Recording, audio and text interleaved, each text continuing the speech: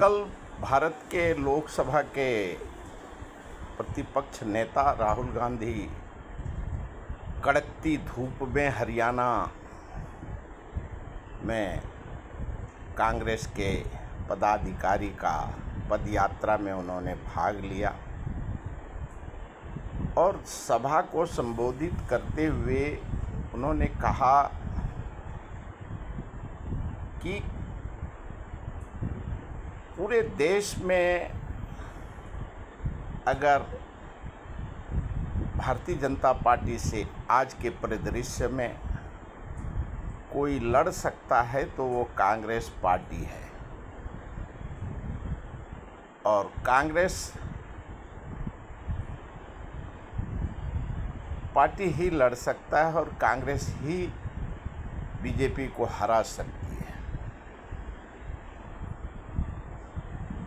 क्यों? विचारधारा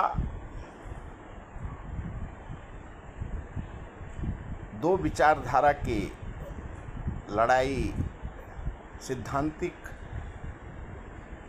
लड़ाई लोकसभा से लेके नुक्कड़ सभा तक, जनसभा तक बीजेपी के खिलाफ सिर्फ कांग्रेस ही सभा कर रही है और आज़ादी के बाद से आज तक पूरे देश ने और पूरे विश्व ने देखा है ईस्ट इंडिया कंपनी को जब भारत छोड़ो का नारा दिया था महात्मा गांधी ने ग्वालियर टैंक से, और अब राहुल गांधी नारा दे रहे हैं बीजेपी को कि कांग्रेस आ रहा है, बीजेपी जा रहा है।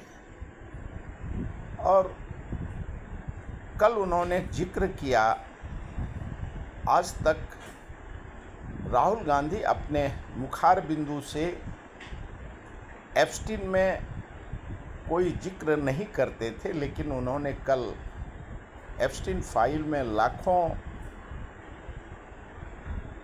डॉक्यूमेंट नरेंद्र मोदी जी के खिलाफ में है और नरेंद्र मोदी जी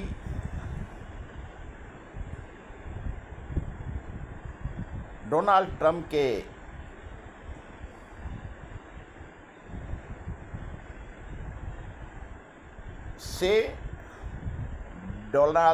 के नीति के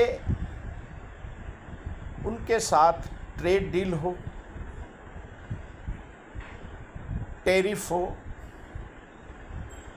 अडानी शेयर मार्केट हो और कोई भी जो अमेरिका और भारत के बीच में है, उन्होंने जिक्र किया कि अडानी के खिलाफ जो अमेरिका में है उसके वजह से वो अडानी नहीं, ये मोदानी है, अडानी नहीं ये मोडानी है और उसके वजह से आवाज़ नहीं कर पाते हैं राष्ट्रपति ट्रंप के सवाल का जवाब आज तक वो नहीं दे पा रहे हैं और इसके लिए वो कंप्रोमाइज्ड हैं। आज देश में नरेंद्र मोदी जी के 2014 से और 2004 से गुजरात में थे वो, कांग्रेस के भी नेता, कांग्रेस के अलायंस नेता नरेंद्र मोदी के खिलाफ नहीं रहे थे। उस समय में भी जो केंद्र के सरकार जब गुजरात में होते थे तो वो नरेंद्र मोदी जी को समर्थन करते थे उनके, और कितने जनसभा में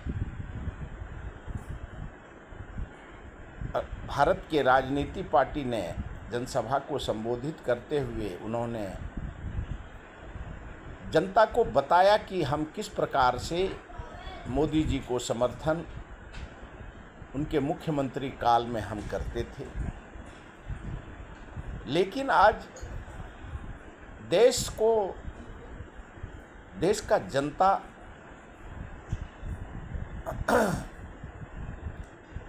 चाहे वो टैरिफ डील हो, एलपीजी गैस हो, तेल हो, गोल्ड हो, सिल्वर हो,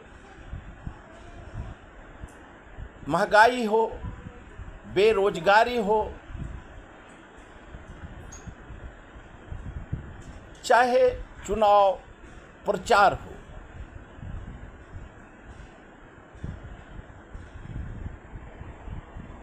सभी हर राज्य में नरेंद्र मोदी जी के खिलाफ में विरोधी पक्ष को लड़ने का हिम्मत नहीं है। कांग्रेस से वो चाहे वो 14 का परिदृश्य हो, 2014 का, 2004 का हो, 1991 के बाद हो, उनकी बीजेपी के साथ सारे विरोधी पक्ष भी कांग्रेस के खिलाफ ही लड़ते थे। बेशक वो कांग्रेस के अलायंस में वो मंत्री होते थे, लेकिन समर्थन वो आरएसएस और बीजेपी को देते थे, जो देश के जनता ने देखा है और देश ने देखा है। अभी कल 12 साल से तमिलनाडु में डीएमके कांग्रेस का समर्थन में रहा, लेकिन और आश्चर्य की बात है कि तमिलनाडु में सिर्फ डीएमके ने कांग्रेस को 12 सीट दिए और कांग्रेस 4 सीट पे विजय हुआ। और डीएमके क्यों जो टीवी के हैं उन्होंने जीत हासिल करी, लेकिन एआईडीएमके और बीजेपी के समर्थन में वो नहीं जा करके, क्यों भारत का बाबा साहब अम्बेडकर के संविधान को वो मानने का है और वो सेकुलर और नॉन सेकुलर में उन्होंने कांग्रेस को अपना पसंदीदा पार्टी बताया, समर्थन, जबकि डीएमके पहले से ही कांग्रेस के साथ जुड़ा था, लेकिन डीएमके सत्ता से बाहर रहा। और राहुल गांधी ने जो नई पार्टी को समर्थन दे दिया, उसके वजह से जो कहा जाता है कि वो मोदी जी ने और बीजेपी ने उनको कहा, आपको कांग्रेस ने आपसे समर्थन, आपके साथ अलायंस तोड़ लिया है, आप हमारे साथ आ जाइए। और लोकसभा में डीएमके ने पत्र दे दिया कि हमारा कांग्रेस के साथ हम लोकसभा में हमारा सीट अलग किया जाए। हर राज्य में यही, क्यों केंद्र में जो 2024 के इलेक्शन में सभी अलायंस होके लड़ते हैं, लेकिन राज्य में कांग्रेस के खिलाफ लड़ते हैं, कांग्रेस से अलायंस नहीं करते हैं,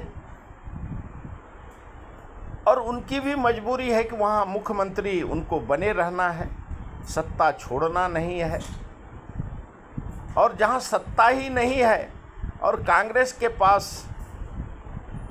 सत्ता नहीं है, इसके लिए कौन आया, कौन गया, कौन आएगा, कौन जाएगा। राहुल गांधी को भारतीय जनता पार्टी हार का सुपर स्टार मानता है, लेकिन राहुल गांधी ने जो 2025 जून का बिहार के इलेक्शन के बाद पहले आलंदी, महाराष्ट्र, बिहार और अब कल वेस्ट बंगाल, आसाम और जहाँ जहाँ इलेक्शन हुए,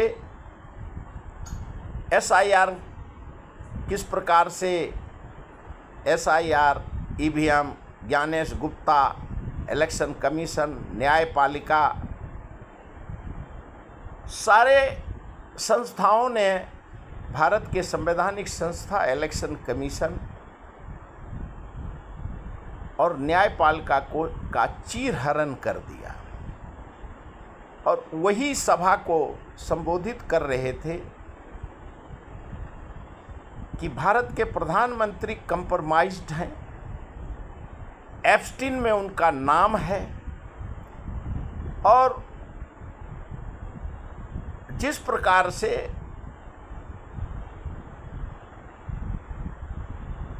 राहुल गांधी अभी तक खुलकर के एप्स्टीन में नाम है भारत में कितने एप्स्टीन फाइल बने हैं, उनके जैसा, उनके समानांतर तरीके से हर राज्य में है, लेकिन अमेरिका का एप्स्टीन फाइल में नरेंद्र मोदी जी का नाम है, ये कल उन्होंने क्लियर किया। वैसे सुब्रमण्यम स्वामी,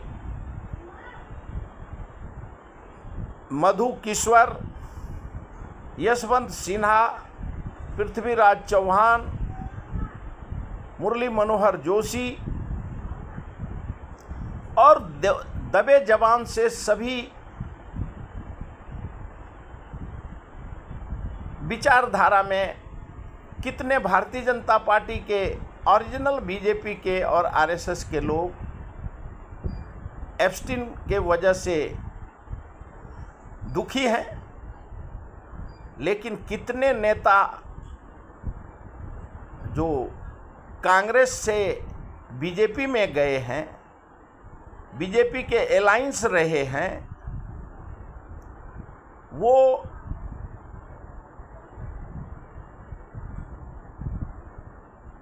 मैं इधर जाऊं, मैं किधर जाऊं की परिस्थिति में है। और देश ने देखा नीतीश कुमार जी और नायडू जी का, उनकी मजबूरी अलग है, अपनी राजनीति। वैसे नीतीश कुमार जी 20 साल के बाद सत्ता से बाहर का रास्ता भारतीय जनता पार्टी ने दिखा दिया। अभी नायडू हैं, नायडू पहले भी बाहर थे और ED CBI के जाल में वो शिकार थे और बीजेपी ने उनको भी अभी सत्ता में डाला है। साउथ में कोई मानने वाला नहीं था, लेकिन स्टालिन जी विचारधारा के वजह से अब देखना होगा कि किस विचारधारा के साथ, क्यों तमिलनाडु वो स्टेट है जहां हिंदी का और राजनीति में, विचारधारा में वो, और बाबा साहब अम्बेडकर को वो मानने में विश्वास रखते हैं। तो सेकुलर और नॉन सेकुलर में जाना है गोडसे में या महात्मा गांधी में जाना है, ये विचार करना होगा राजनीति पार्टी को। कांग्रेस विचारधारा से उत्पन्न ममता बनर्जी, वो भारतीय जनता पार्टी में भी सरकार में शामिल थी, अलायंस में रही है, और उनका भी हश्र पूरा देश ने कल देखा। वेस्ट बंगाल में वो भी हार गई हैं। अभी उनको भी अपना देश में राजनीति करने के लिए उनको अपना जमीन को देखना होगा, स्टालिन जी को देखना होगा। और सबसे बड़ा है कि सभी मुख्यमंत्री बने रहने के लिए कांग्रेस से उन्होंने 12 साल से लड़ाई लड़ी। कांग्रेस का नामो निशान मिटाने में कोई कसर नहीं छोड़ा। अब उत्तर प्रदेश और 5 राज्य का इलेक्शन होना है, मुख्यमंत्री की लड़ाई है, लेकिन कांग्रेस और समाजवादी पार्टी का अलायंस है। और जनता को मालूम है उत्तर प्रदेश का कि बीएसपी और बीजेपी, ओवैसी, इनका जमीन बीजेपी और सेकुलर से जुड़ा हुआ है। लेकिन अखिलेश यादव को अब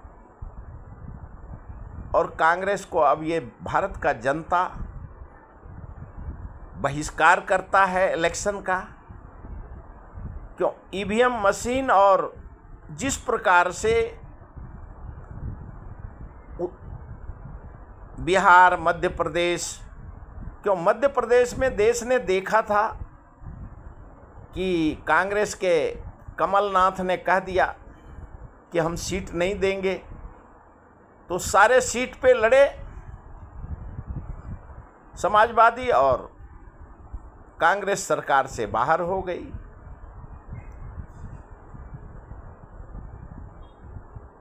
दिल्ली में भी वहाँ के लोकल नेतृत्व का हुआ कि हमको इतना सीट दो, नहीं तो वहाँ भी उन्होंने सभी सीट पे लड़ाए और छोड़ दिए। स्टालिन हो, ममता बनर्जी हो, जब वो राज्य में सत्ता पे काबिज रहती हैं तो उनको सीट देना नहीं है, कांग्रेस को राष्ट्रीय पार्टी मानना नहीं है, और लड़ते हैं। फिर इलेक्शन में अलग अलग तरीके से आरएसएस अपना जाल में इनको बांध लेता है और ये उस जाल के शिकार हो जाते हैं। तो दिल्ली भी देखा, मध्य प्रदेश भी देखा, और हर जगह ये आपस में लड़ते हैं, कांग्रेस के विरोध में लड़ते हैं। बीजेपी का अलायंस, बीजेपी वैसे किसी को छोड़ती नहीं है, वो सबको निगल जाती है। जो राहुल गांधी या कांग्रेस के स्पोक्स पर्सन आरोप लगाते हैं और मीडिया में, पत्रकार में चर्चा है। और आज अब वक्त आ गया है कि ईवीएम से लड़ना है, ज्ञानेश गुप्ता से लड़ना है, कि इलेक्शन का बहिष्कार करना है। सारे विरोधी पक्ष को अब कश्मीर से कन्याकुमारी तक इनके पास 2 रास्ते हैं। क्यों? जिस प्रकार से ईवीएम और ज्ञानेश गुप्ता बहादुरी के साथ जीत हासिल कर रहे हैं, अपने कल, बल, छल और अपने जो उनके हिंदू विचारधारा के और उस विचारधारा से प्रभावित होकर के, आरएसएस के विचारधारा से, तो वो उधर उनको देखना होगा। और अखिलेश यादव ममता बनर्जी को भी साल देने के लिए गए, स्टालिन से भी मिले। क्यों? अगला नंबर अभी अखिलेश यादव का है। क्यों? अभी तक जिस प्रकार से राहुल गांधी को लोकसभा हो, अभी गठबंधन करके लड़ते हैं, निस्वार्थ हो करके लड़ते हैं। स्वार्थ को तिलांजलि दे करके अगर इनको सभी जो हारे हुए मुख्यमंत्री हैं, जो अपने आप में राजनीति के माहिर खिलाड़ी मानते हैं, जो देश ने देखा था एक वक्त में 77 के दशक में सभी कांग्रेस के खिलाफ होते थे, आज वही वक्त आ गया है। इंदिरा जी के जगह पे अभी मोदी जी विराजमान हैं, और मोदी जी के विराजमान होने से सारे राजनीति समीकरण का वो ध्वस्त कर देते हैं। और कोई सीबीआई के शिकार हैं, कोई ईडी के शिकार हैं, कोई ज्ञानेश गुप्ता के शिकार हैं, कोई एसआईआर के शिकार हैं, कोई ओबीसी के शिकार हैं, कोई आरएसएस के शिकार हैं, कोई जाति के शिकार हैं, कोई राज्य के शिकार हैं, और कोई अपने अपने नज़रिया से और तजुर्बा से किसी न किसी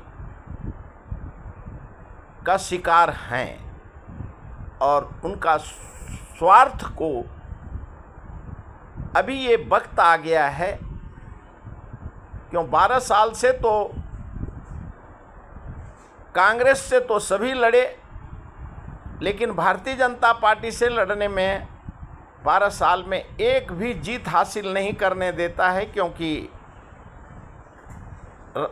बीजेपी अपने शतरंज के गोटी में इनको हरा देता है अपने चौसर के चाल से। अब इनको खुद आत्ममंथन, पूरे देश में ये हार चुके हैं, चाहे उड़ीसा रहे, मध्य प्रदेश रहे, और जो साउथ के राज्य हैं, आंध्रा हो, तेलंगाना हो, कर्नाटका हो, गुजरात हो। क्यों? सिर्फ वो कांग्रेस से विरोधी पक्ष में होने के बावजूद भी उनकी लड़ाई कांग्रेस से रहती है। क्यों? कांग्रेस का राज्य नहीं आना चाहिए।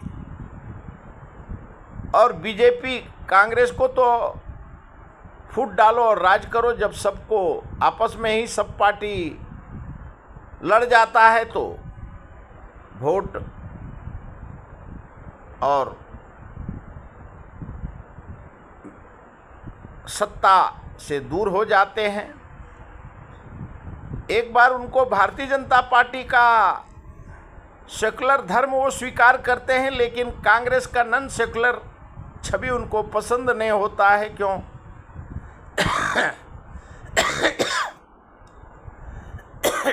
उनका मानना है कि अगर हम आज मुख्यमंत्री नहीं बने तो कल कांग्रेस इस जगह पे नहीं आना चाहिए, कांग्रेस का मुख्यमंत्री नहीं बनना चाहिए। इसके लिए सभी कांग्रेस से आज़ादी के 77 साल तक कांग्रेस से ही सारे लड़े, और 12 साल से भी वही हाल है। क्यों? जहाँ जिस राज्य में कांग्रेस का सरकार नहीं बने, इसके लिए सारे पक्ष विपक्ष कांग्रेस से लड़ते हैं, लेकिन बीजेपी का नेतृत्व वो उसको क्लीन स्वीप कर जाता है और बीजेपी इनको हरा देता है। और अब तो कल बल छल तब इलेक्शन से विजय हो, और अब एक एक करके उड़ीसा का गया, बिहार का गया, तमिलनाडु का गया, बंगाल का गया, दिल्ली का गया, कांग्रेस नहीं आवे, बीजेपी आएगा तो चलेगा। पूरे देश में वही हाल है। और राहुल गांधी ने साफ कहा कि तुम को लड़ना है तो हमारे साथ सारे संविधान को मजबूती के लिए लड़ना होगा, हमारे साथ आना है तो हमारे सत्ता के, ये कोई मत सोचो कि मेरे को सत्ता के लिए हमको सत्ता पे काबिज होना है। इसके लिए राज्य में, हर राज्य में कांग्रेस ने सारे जिसको मुख्यमंत्री रहे हैं उनको पूरा समर्थन दिया है। अपने आप को कांग्रेस राजनीति पार्टी भूल करके वो क्षेत्रीय पार्टी को उन्होंने बढ़ावा दिया। कश्मीर से कन्याकुमारी तक कांग्रेस के राहुल गांधी को हार का सुपरस्टार माना गया। उनके जो अलायंस हैं वो भी उनको सुपरस्टार मानते हैं। प्रशांत किशोर कहते हैं, और राहुल गांधी ने कहा कि हम 500 बार इलेक्शन लड़ेंगे, हारेंगे, फिर भी हम जाति, भाषा, धर्म, हिंदू, मुस्लिम, शमशान, पाकिस्तान कटेंगे, बटेंगे, जनता को अडानी के लिए, अंबानी के लिए, देश को ट्रेड डील के लिए, एप्स्टीन के लिए हम किसी भी प्रकार का समझौता फासिस्ट और सेकुलरिज्म से हम नहीं करेंगे। धर्म के नाम पे, भाषा के नाम पे हम भारतीय राष्ट्रीय कांग्रेस अपने मूल सिद्धांत और वसूल से चुनाव लड़ता है। हम मोहब्बत का दुकान खोलेंगे, बेशक हम 500 बार इलेक्शन हारेंगे, लेकिन जो कांग्रेस का मूल सिद्धांत है उसके साथ हम समझौता नहीं करेंगे। ये कांग्रेस का आइडियोलॉजी में ये फ़र्क है, जबकि दूसरे क्षेत्रीय पार्टी हो उनका बड़ा मुश्किल से उनको सत्ता मिलता है, चाहे वो नगर पालिका हो या विधानसभा हो या लोकसभा हो। वो अपने रास्ते को मजबूती के लिए वो कांग्रेस से राज्य में अलायंस तोड़ लेते हैं और अपने सत्ता में बने रहने के लिए, अपने स्वार्थ के लिए, वो अपने स्वार्थ को साधने के लिए वो 12 साल से अब इलेक्शन हार रहे हैं। और अब राहुल गांधी को जब जहां 200 सीट है, 250 सीट है, वहाँ का जो क्षेत्रीय पार्टी सत्ता में होता है वो बोलता है हम 6 सीट देंगे, 2 सीट देंगे। देश ने देखा लालू यादव जैसा वेटरन पॉलिटिशियन, वो बोलता है कि 2 सीट 4 सीट पे तुम नहीं चुन के आओगे तो तुमको 2 सीट देंगे, 20 सीट देंगे। और आज नतीजा है कि पूरे देश में रहा न जग में रोबन हारा, सारे विरोधी पक्ष सत्ता से बाहर हो गए। अडानी, अंबानी और जो राहुल गांधी बोलते हैं मोडानी, हंसना गाल फुलाना दोनों एक साथ नहीं चलता है। और उसी का जिक्र कल हरियाणा के पद यात्रा के सभा में राहुल गांधी ने कहा कि कांग्रेस ही बीजेपी से लड़ सकता है। और कांग्रेस ने कभी 12 साल से किसी को नहीं कहा कि तुम हमारे साथ आओ, अपने सत्ता के हिसाब से, अपने स्वार्थ के हिसाब से आप आइए, मेरा जहां समर्थन है, सभी प्रधानमंत्री बन जाइए, सभी मुख्यमंत्री बनिए। उसके बावजूद भी इंडिया गठबंधन से लोग भागते रहे और आज जिस क्षेत्र में आते थे वहीं भारतीय जनता पार्टी ने उनको मिट्टी में समर्पित कर दिया। मीडिया के भाषा में बोल सकते कि समर्पित कर दिया। आज उनकी 5 साल के लिए वो उनकी नामो निशान मिट गई। स्वार्थ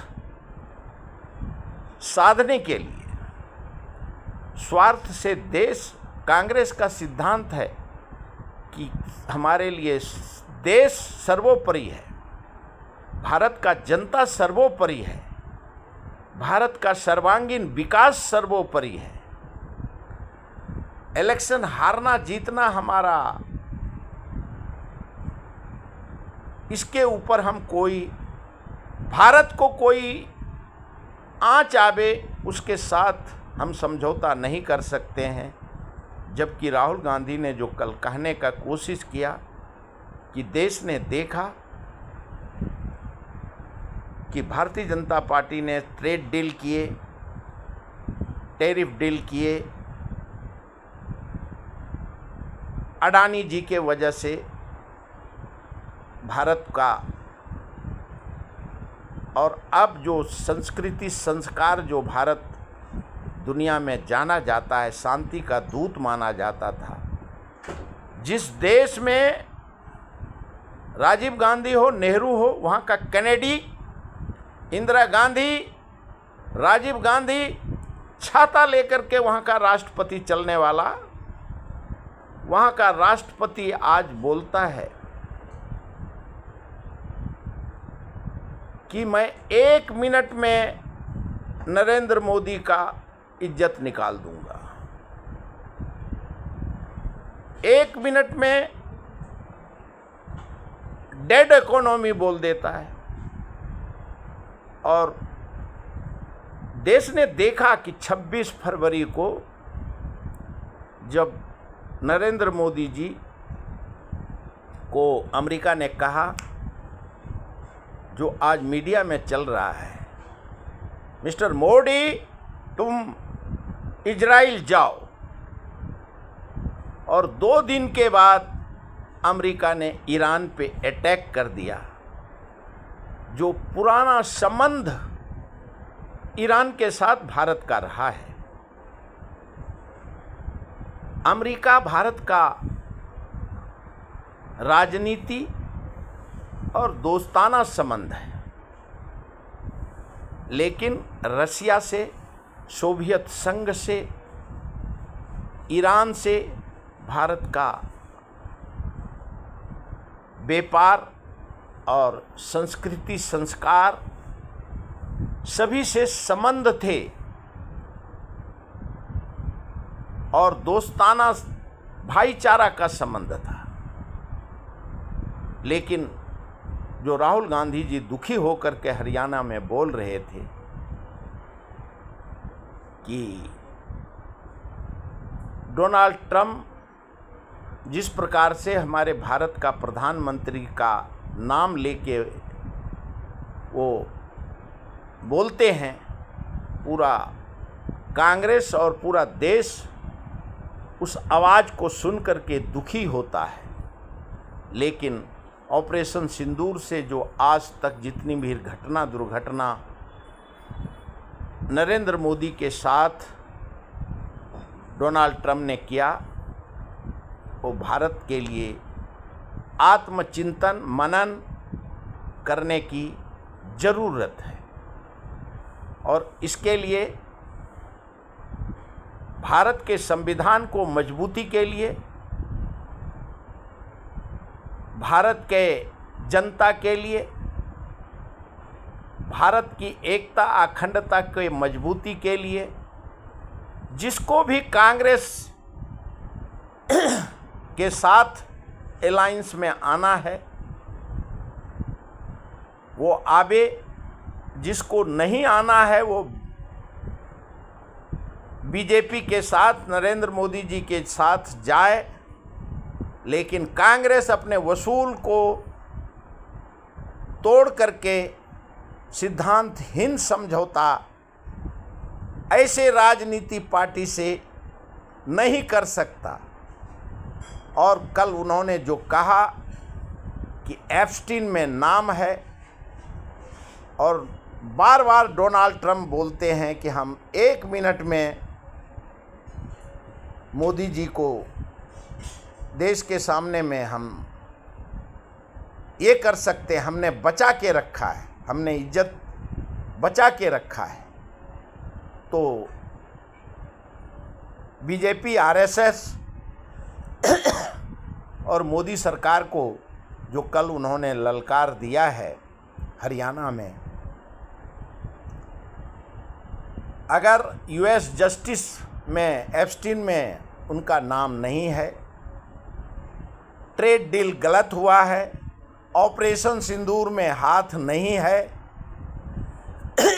तो राहुल गांधी ने कल नाम लेकर के कहा है, जब भारतीय जनता पार्टी के अभी भी दोहरी नागरिकता के वजह से कोर्ट में केस किया था, इलाहाबाद में वो डिसमिस हुआ, अभी भी डिफर्मेशन सूट और लोकसभा में सारे भारत के सबको अलायंस करके बीजेपी करे, लेकिन कांग्रेस भारतीय जनता पार्टी से अकेला लड़ेगा।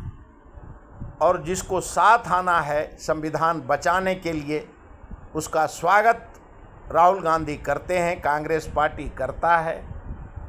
और जिसको अपना संपत्ति, अपना मुख्यमंत्रित्व, अपना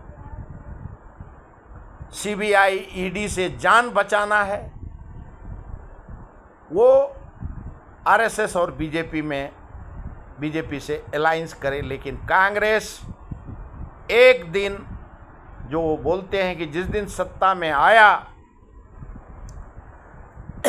भारत के जनता ने सत्ता दिया, एक एक करके संवैधानिक संस्था में रिटायर होने के बावजूद भी, ज्ञानेश गुप्ता का तो नाम लेके कहा है, उसको छोड़ा नहीं जाएगा।